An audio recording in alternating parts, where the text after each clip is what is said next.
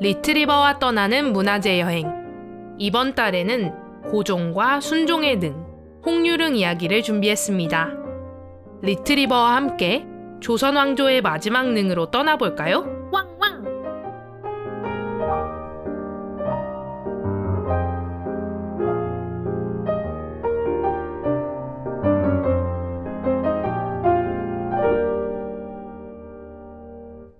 오늘은 홍유릉에 대한 소개, 그것이 갖는 의미, 관련된 이야기 순서로 알아보겠습니다.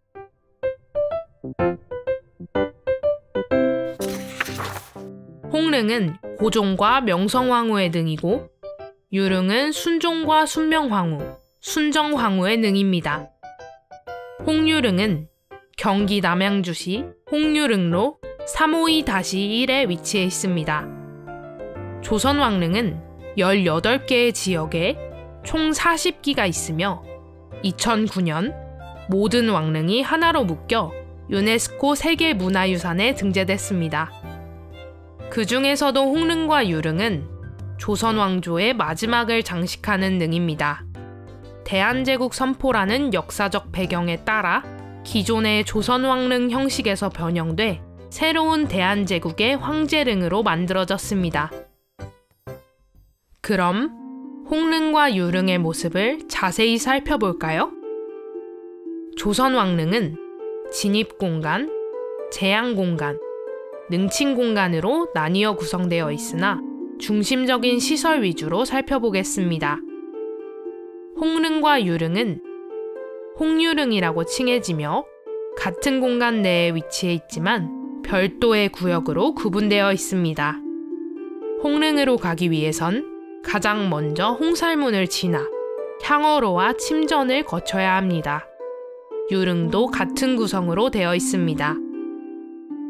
홍살문은 화살 모양의 나무살을 붙여 붉게 칠한 문입니다. 공간을 분리하고 출입을 통제하는 문과 달리 나무 기둥만 세워진 개방된 모습입니다. 상징적인 건축물로 능이나 묘, 관아처럼 예절을 갖추어야 하는 장소에 설치되어 있습니다.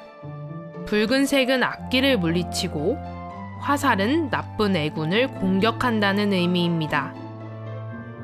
홍살문 뒤로는 향어로가 침전 앞까지 길게 이어져 있습니다.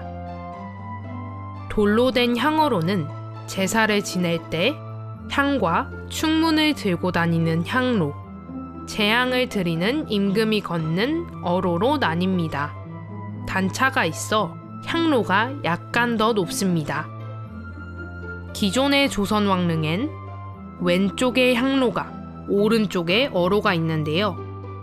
홍유릉에선 향로를 중심으로 좌우 양쪽에 어로가 조성되어 있습니다. 향로에는 특별한 의미가 있습니다. 능주의 혼이 향로를 통해 침전을 거쳐 봉분에 자리하기 때문에 내세의 길로 구분됩니다. 조선 왕릉에 방문하실 땐 어로를 통해 걷는 것이 좋습니다. 이 길의 양옆엔 성물들이 배치되어 있는데요. 홍살문으로부터 성마, 낙타석, 해태석, 타자석, 코끼리석, 기린석, 무석인과 문석인이 세워져 있습니다. 같은 종류의 성물이 향어로를 가운데 두고 마주보는 형태입니다. 이렇게 다양한 동물상은 조선 왕릉 중에서 오직 홍유릉에서만 찾아볼 수 있습니다. 낙타, 사자, 코끼리 등 우리가 알고 있는 동물과 해태, 기린처럼 상상 속의 동물이 조각되어 있습니다.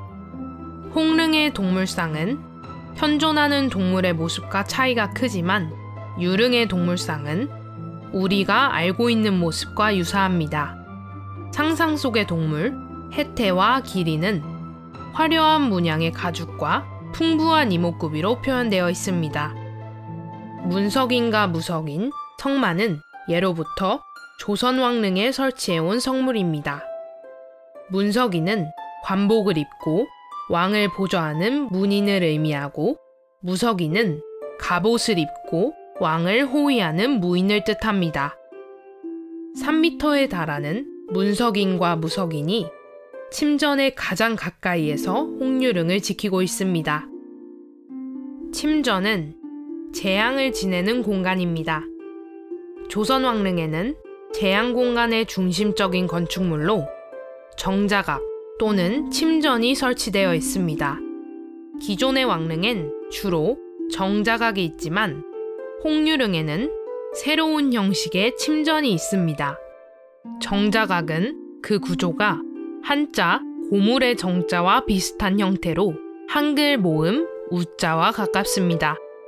또한 지붕의 측면이 한글 자음 시오자의 모양의 맞배 지붕으로 지어진 경우가 대부분입니다. 이와 달리 침전은 일자형 구조이며 한자 8팔자와 같은 팔짝 지붕 형태로 지어졌습니다. 침전 내부에는 어탑과 단가가 있습니다. 어탑은 궁궐 정전에서 임금이 앉는 자리를 둔 시설입니다. 단가란 정전을 장엄하게 꾸미고 임금의 권위를 높이기 위한 장식을 말합니다. 커다랗게 침전을 지키는 어탑과 그 내부를 화려하게 장식하고 있는 단가가 놀라운 동시에 아름답습니다. 침전의 뒤로 큰 언덕을 넘으면 봉분이 있습니다. 홍릉의 봉분에는 고종과 명성황후가, 유릉의 봉분에는 순종, 순명황후와 순정황후가 잠들어 있습니다. 흙을 둥글게 쌓아 올린 모양의 봉분 아래로 병풍석과 난간석이 있습니다. 봉분을 보호하는 동시에 아름다운 문양을 새겨 능의 권위를 높이기도 합니다. 봉분의 가장 앞에는 혼유석이 있는데요. 혼유석은 능주의 혼이 논이는 석상으로 네모 반듯한 모양입니다. 그 앞 조금 떨어진 위치에 장명등이 세워져 있습니다. 사악한 기운을 물리치고 후손의 장생발복을 기원하기 위해 불을 끄지 않고 오래오래 밝히는 등을 의미합니다.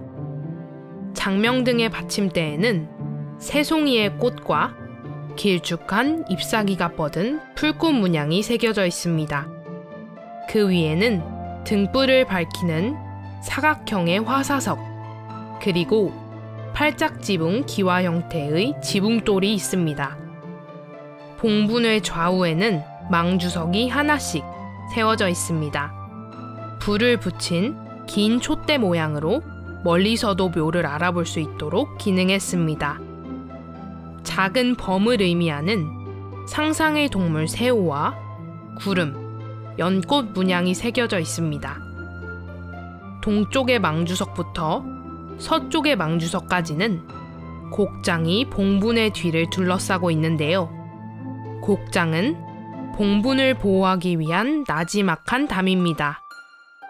이렇게 홍릉과 유릉에서는 조선시대 장묘 문화와 대한제국 시기의 특징을 함께 살펴볼 수 있습니다.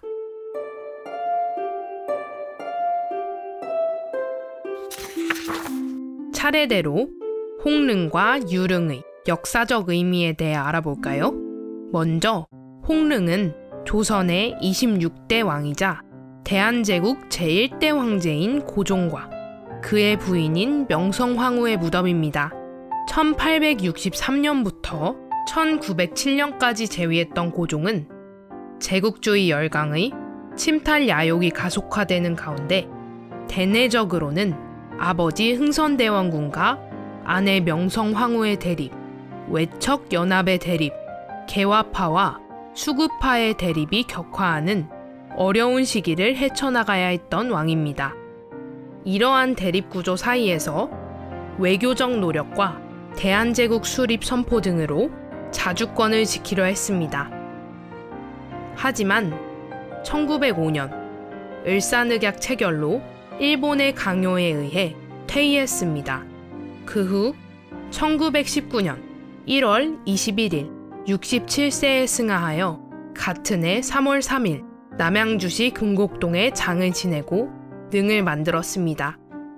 고종의 왕비인 명성황후는 이모군란과 갑신정변 등 거듭된 국내 정변뿐만 아니라 외교의 중심에 있던 인물입니다. 1895년 청일의 간섭으로 인한 혼란 속에서 러시아에 의지하며 일본을 견제하고자 했습니다. 이에 위기를 느낀 일본이 명성황후를 시해했으며 이를 을미사변이라고 부릅니다.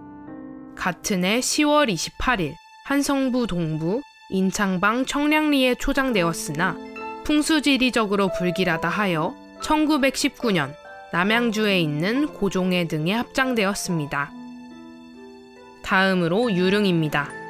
유릉은 조선 왕조의 마지막 27대 왕이자 대한제국 제2대 황제인 순종과 순명황후인 민씨, 순정황후 윤씨의 무덤입니다. 1907년부터 1910년까지 재위했던 순종은 일본에 의한 침략으로 국권의 제약이 더 커지던 시기의 왕입니다. 순종은 실권을 상실한 채 국가 최고 수렴자로서의 왕권을 제대로 행사하지 못했으며 대한제국이 일제의 무력 앞에서 종언을 고한 뒤 황제의 직위에서 왕으로 강등되었습니다. 여기서 왕은 일제감정기에 대한제국의 황족들이 갖게 된 신분을 의미합니다.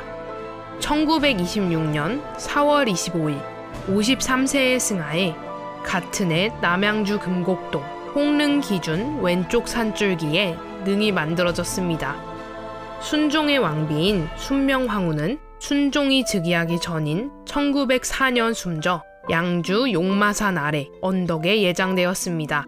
1926년 순종이 승하하며 현 위치인 홍릉 왼쪽으로 이장하여 합장되었습니다. 그 후 1966년 순정황후가 합장되었습니다. 조선시대 마지막 왕릉인 유릉은 조선 왕릉 중에서 하나의 봉분에 3명을 합장한 유일한 동봉삼실릉입니다. 홍유릉은 모두 황제릉 양식으로 조성되어 있지만 유릉은 일제의 영향을 많이 받아 홍릉에 비해 능력 규모가 작은 편입니다. 대한제국 선포라는 역사적 맥락 속에서 만들어진 홍유릉은 지금까지의 조선 왕릉에 명나라 태조, 효릉의 무덤 제도를 결합했다는 것이 가장 큰 특징입니다.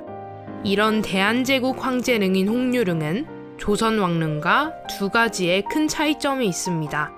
첫 번째는 제한 공간의 차이입니다.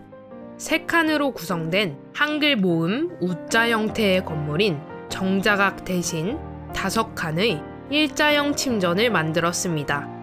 두 번째는 성물의 종류와 위치의 차이입니다. 조선 왕릉에 있던 석양과 석호가 사라지고 기린, 코끼리, 사자, 해태, 낙타 모양의 동물석이 포함되었으며 성물수 또한 16개에서 18개로 늘어났습니다.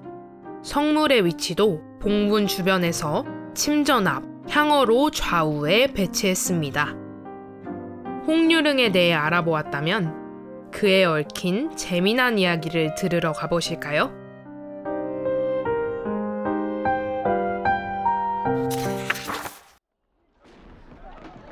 대한독립 만세! 1919년 3월 1일 일제에 저항하기 위한 독립운동이 일어났습니다. 바로 3.1 만세운동인데요. 우리나라 최대 규모의 독립운동으로 많은 사람이 알고 있습니다. 왜 하필 3월 1일에 만세운동이 일어났을까요? 그 비밀은 바로 고종 황제의 승하에 있습니다. 1910년 한일합병 이후 일본은 무단 통치 체제를 이어갔습니다. 일본의 무자비한 탄압으로 인해 많은 사람들의 저항의식이 높아지고 있었죠. 그러던 중 고종 황제의 승하 소식이 들려옵니다. 사인은 심장마비. 이 죽음엔 의문을 가진 이들이 많았습니다. 당시 관료이자 정치인이었던 윤치호의 일기에 따르면 식혜를 마신 고종 황제께서 혀와 치아가 닿아 없어지고 온몸이 퉁퉁 부어오른 주검으로 발견되었다 라고 합니다. 일제에 의한 독살 의혹이 강하게 제기되었고 이 소문은 전국적으로 확산되었습니다. 이로 인해 일제는 조선인들의 강력한 저항을 예상하고 고종의 장례식인 3월 3일에 맞춰 대비하고 있었습니다. 이에 독립운동 지휘부는 허점을 찌르고자 황제의 장례식의 습의, 즉 예행연습 날인 3월 1일에 거사를 치르기로 정했습니다. 그렇게 고종 황제의 장례식 습의 날, 우리가 알고 있는 3.1 만세운동이 이루어졌습니다. 순종의 장례식 날에도 우리가 잊지 말아야 할 독립운동이 일어났습니다. 바로 60 만세운동입니다. 일제는 3.1 만세운동을 떠올리며 반복되지 않도록 대비했습니다. 만세운동을 주도할 것이라 추측되는 인사들을 사전에 체포하는 등 경계태세를 갖췄죠. 하지만 독립을 위한 의지는 꺾이지 않았습니다. 1926년 6월 10일 순종의 장례식 날 학생들의 주도로 서울에서 만세운동이 일어났습니다. 이는 각급 학교에 연쇄 반응을 일으키며 확산되었고 수많은 학생들이 투옥되기도 했습니다. 일제의 삼엄한 감시로 3.1운동만큼 크게 확산되지는 못했습니다. 그러나 만세운동이 준비되는 과정에서 사회주의자와 민족주의자 일부의 뜻이 모여 신간의 창설로 이어졌으며 이후 민족유일당운동의 계기가 되었다고 합니다. 무엇보다 학생이 독립운동의 주체가 되었다는 점에서 역사적 의의가 큽니다. 나라를 잃어버린 황제, 고종과 순종은 끝이 좋지 못했으나 그 끝에 이루어진 민족의 독립운동은 대한민국의 시작을 알렸습니다. 홍유릉에 대한 이야기는 여기까지입니다. 어떠셨나요? 저도 우리의 문화재를 소개해드릴 수 있어 굉장히 즐거웠답니다. 조선의 마지막과 대한민국의 시작을 함께한 홍유릉. 오늘의 문화재를 기억하며 리트리버와 떠나는 문화재 여행을 마칩니다. 지금까지 리트리버였습니다. 왕왕!